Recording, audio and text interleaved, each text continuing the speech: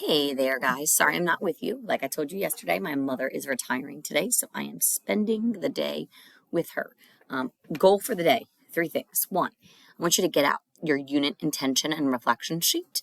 If you have not returned to it since we completed tasks 1 and 2, go ahead and do that. So at the top, you set your initial intention.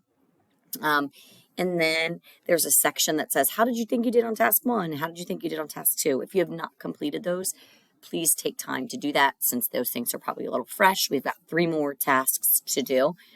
So I don't want you to wait till the end to do each individual task reflection. Okay.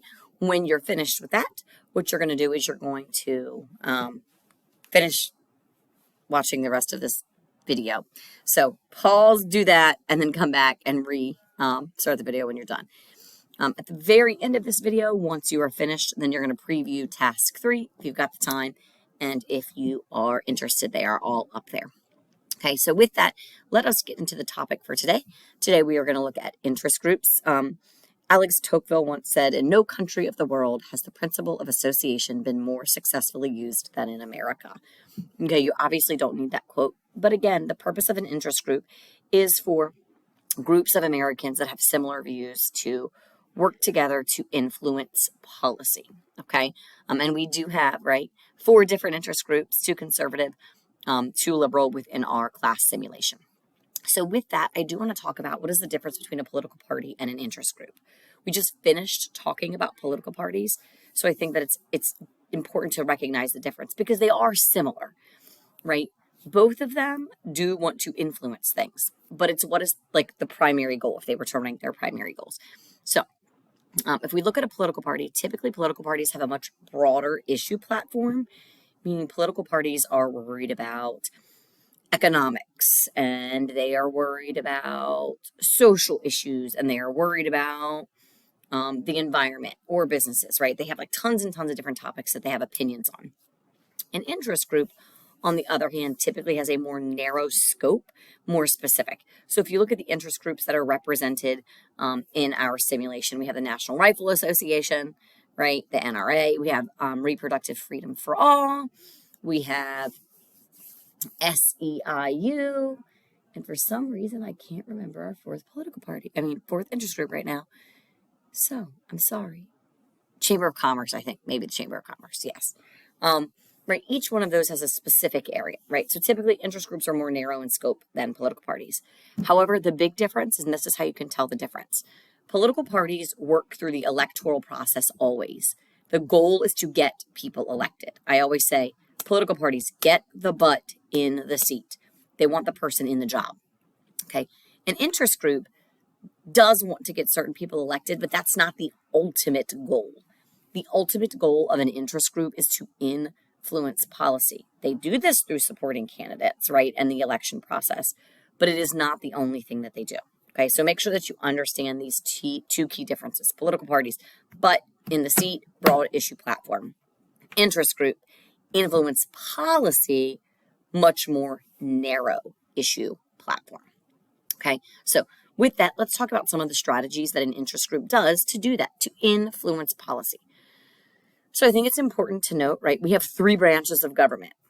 And even though our focus for our interest groups right now is on electioneering and campaigning, I want you to recognize that interest groups, because the goal is to influence policy, they work to influence every aspect of that policymaking process. Okay, so if we look up here, we're going to start with the ratings game, right?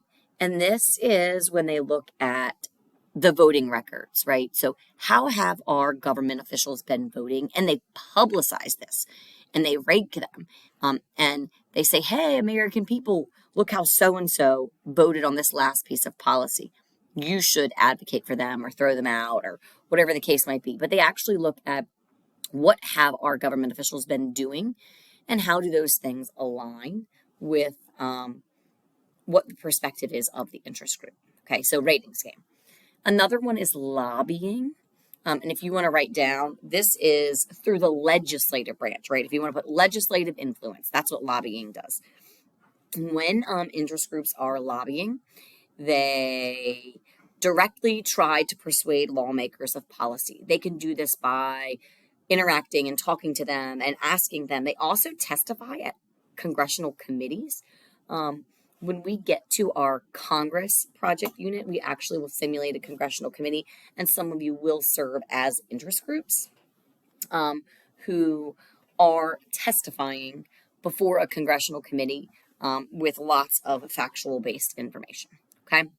The third bullet on here is the one that you are, of course, most familiar with, because that's the one we are focusing on right now for the purpose of this current election simulation. And that's when they work through campaigns and elections. Keep in mind, and we'll talk about this a little bit more on Friday, that they can support candidates and they can advertise for candidates, but there is a specific limit on how much money can be directly given to a candidate's campaign. They can spend it on behalf of them, but they can only directly give so much. But electioneering is all of that campaign election stuff. And again, that's the focus of this particular unit that we're on right now. Litigation, if next to that, right, you want to write judicial branch. Obviously, it says the courts. Litigation can happen in two different ways. One, they can actually represent a particular person in a court case, right? Let us provide your attorney. Let us provide you the money to support your attorney if we agree with your side of the court, okay? So that's a really important thing to note. So that's one. They actually can represent a party in a court case because even though court decisions aren't law, the court decisions do create policy that people have to follow. The second thing is an amicus curiae brief, and you should try to write that down. Amicus curiae brief, if you don't know how to spell it, it is AMICUS for amicus, and then CURIAE for curiae. That is a friend of the court. So if the court is making a decision on something, interest groups will often write what is, in essence, a persuasive essay or a brief, and they will send it to the court and say, hey, when you make this decision, these are some things that we think that you should consider based on your interpretation of the Constitution. Okay. And then, of course, they appeal to the public. They have members. They do advertising campaigns, right? And not just for candidates, but they do campaigns to get people to pay attention to the topics that they think are important or that they should do. Like, so for example, it is in the NRA's best interest if more people are educated on how to use a firearm and that they use it appropriately and that they store it appropriately. So sometimes the NRA will provide direct information to the American people to try to influence the way that they act and function and see a particular topic, okay?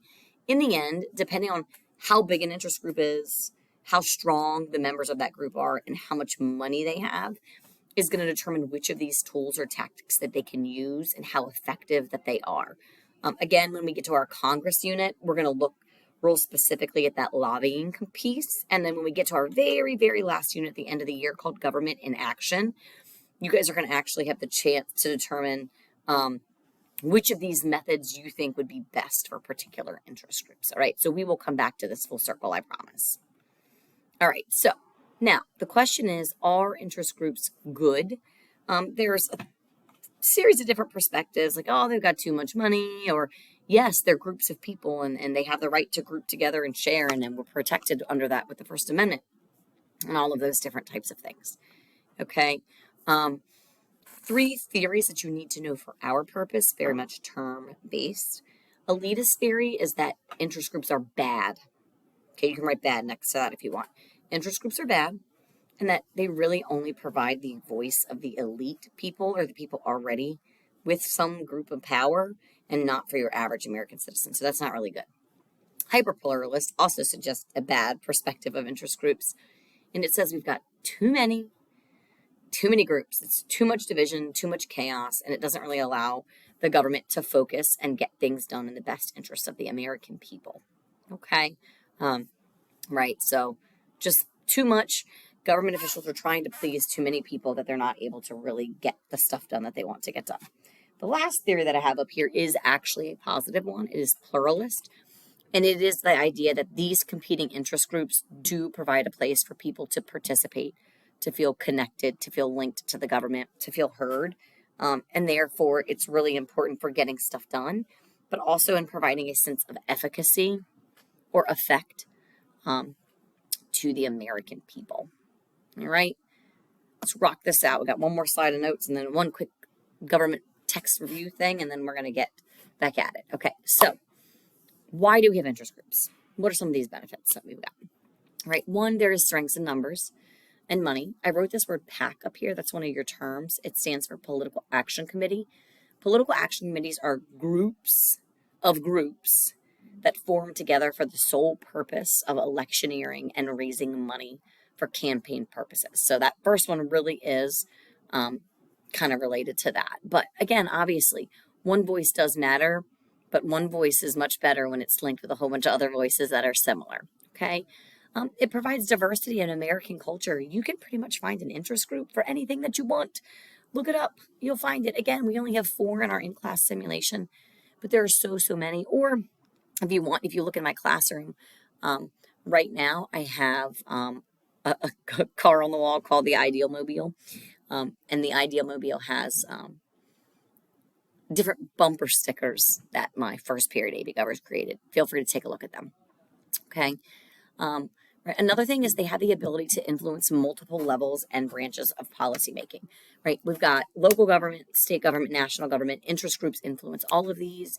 And because they do things in each branch, right, they work on litigation in the courts and they work on lobbying in Congress. And they also lobby